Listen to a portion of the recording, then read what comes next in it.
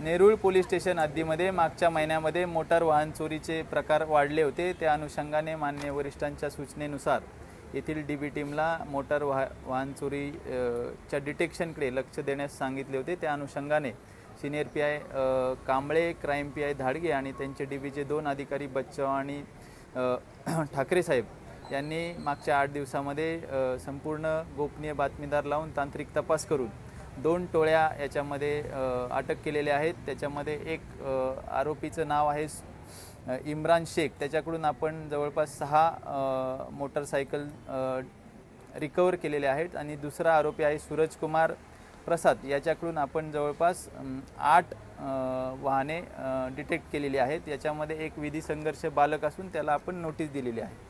अशा एकूण 11 मोटरसायकल व 5 रिक्षा आपण या 3 आरोपींकडून रिकवर केलेले आहेत। त्यातील 11 गुन्हे हे नेरूळचे आहेत, 2 गुन्हे कामोट्याचे आहेत व खारघर, कळंबोली आणि तळोजाचा प्रत्येकी 1 गुन्हा आहे।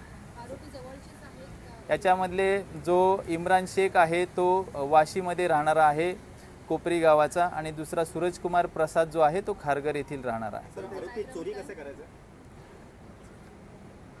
आरोपी चोरी कशासाठी करायचे का कसे करायचे?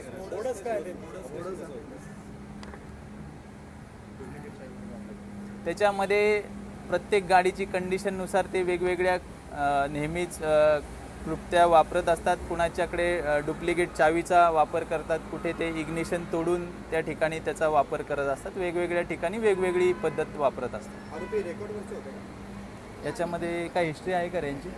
याच्यामध्ये आपण हिस्ट्री बघितली असता यांचा कुठलाही पूर्व इतिहास नाही आहे। ते बाईक विकायचे की काय करायचे याच्यामध्ये आपण त्या दृष्टीने तपास केला असता आपण बघितलं तर ह्या दोन्ही आरोपींकडून हे दोन्ही आरोपी हे फक्त जॉय रायडिंग करता गाडी चोरायचे, गाडीचा वापर करायचे, त्याचा कलर बदलायचे, नंबर प्लेट काढायचे, जोपर्यंत त्याला वाटेल तोपर्यंत वापरायचे, नंतर ती गाडी टाकून द्यायची।